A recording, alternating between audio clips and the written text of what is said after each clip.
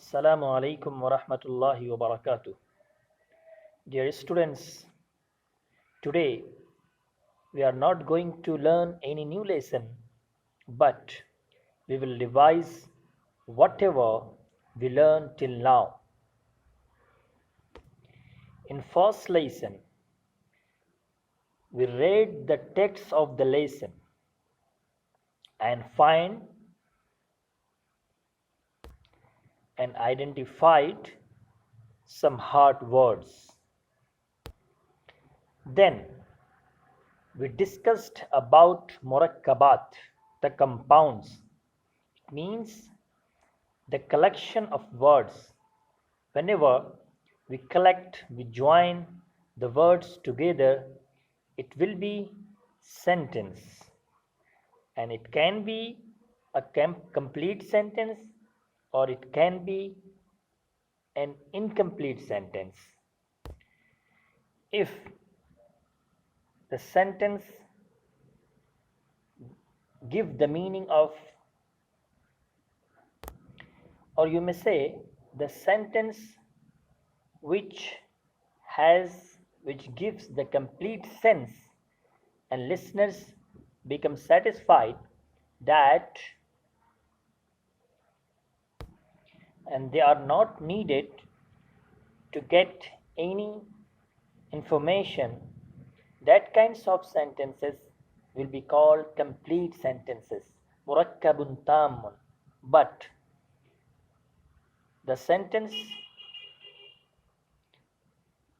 does not give the complete meaning and listeners are not satisfied, they are needed to know, to listen something more. These kinds of sentences will be called incomplete sentence, which is called murakkabun naqisun in Arabic. For example, al-waladu mujtahidun, the boy is hardworking. So here, a complete information is given that boy is hardworking. But when you say waladun mujtahidun, a hardworking student, the listener will be needed to listen something more about a hardworking student. An incomplete sentence basically can be four types. Number one, murakkabun tammun. Number one, murakkabun tawsifiyun, which is called adjective phrase. Number two, murakkabun idafiyun, which is called relative phrase. Number three, murakkabun ishariyun, which is called demonstrative phrase. Number four, murakkabun jarriyun, which is called genitive phrase. Now let's go to the next. Then we will learn about complete sentence, murakkabun tammun. According to the beginning first word of the lesson, there will be two types of complete sentence.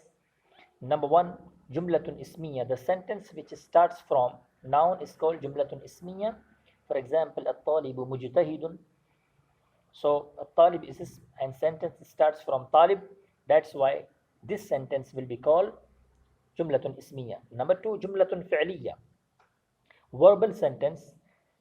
The sentence which starts from verb is called jumlatun fi'liya. For example, dhahaba waladun, a boy went. So this sentence starts from zahaba, which is verb. That's why this sentence will be called jumlatun fi'liya. Then we learnt about jumlatun fi'liya. Jumlatun fi'liya has two parts. Number one, mubtada, and second, khabar. Mubtada, you may say subject in English, and khabar, you may say predicate.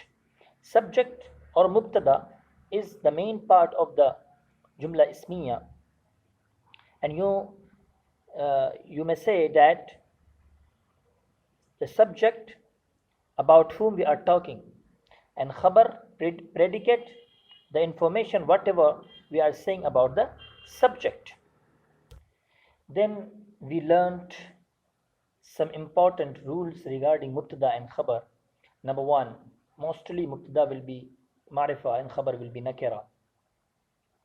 Number two, in i'rab, mubtada and khabar both will be in nominative case. in will be marfu.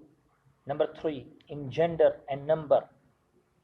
In gender and number, both will be similar. It means if mubtada will be muzakkar, then khabar will be also muzakkar. If mubtada will be muannas, then khabar also will be muannas. If mubtada is wahid, then khabar also will be wahid. If mubtada is jama, then khabar also will be jama. Then we translated the lesson Jaishu Biladi, and after translation we learned about affirmative, negative and interrogative sentences, and about particles of negation and articles of interrogative articles, small istifham. That sentences can be 3 types: affirmative, al-jumla, al-musbat, al-jumla al-musbita, which is called affirmative sentence. Then in negative sentence, the sentence in which you can negate any information. Then interrogative sentence, the sentence by which we can interrogate or ask anything from anyone. There are some particles of negation in Arabic. Number 1, ma. Number 2, la. Number 3, lam. Number 4, lan. Number 5, laysa. And similarly, there are some interrogative articles, for example, hal, aina, kaifa, man, kam, ma, mada, limada.